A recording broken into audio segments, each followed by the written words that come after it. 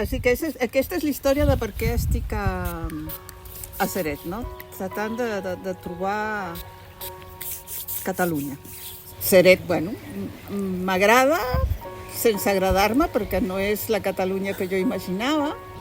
També entens el que passa, la gent d'aquí té molta vergonya de parlar català. No em fa sentir a casa.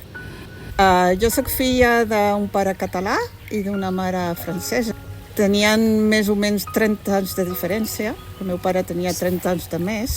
El meu pare era secretària d'Economia Internacional del governament del Francesc Macià, de la primera Generalitat. Quan van entrar les tropes de Franco a Barcelona, ell va fugir, i va fugir amb la seva família. Van fugir, em sembla que a peu, i van arribar al camp d'Argelès.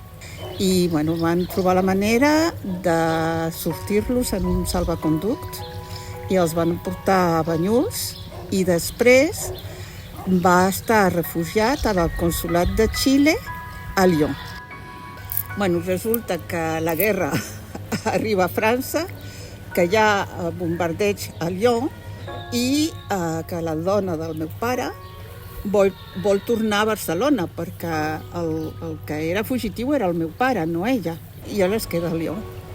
I és després, al final de la guerra, que coneix la meva mare i la va enamorar. Van estar un temps junts i el va tornar a Barcelona. La meva mare, ell mai li va dir que ell tenia família, res, i la meva mare va quedar embarassada i ell la va deixar així.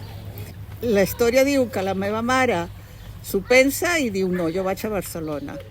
Clar, i quan arriba i es troben el meu pare li troba un quart en un pis perquè no sap què fer de la meva mare i comença a viure una vida paral·lela. Passen 12 anys, la meva mare explica que es queda embarassada de mi i que el meu pare li diu ara vindré a viure amb tu el que no fa.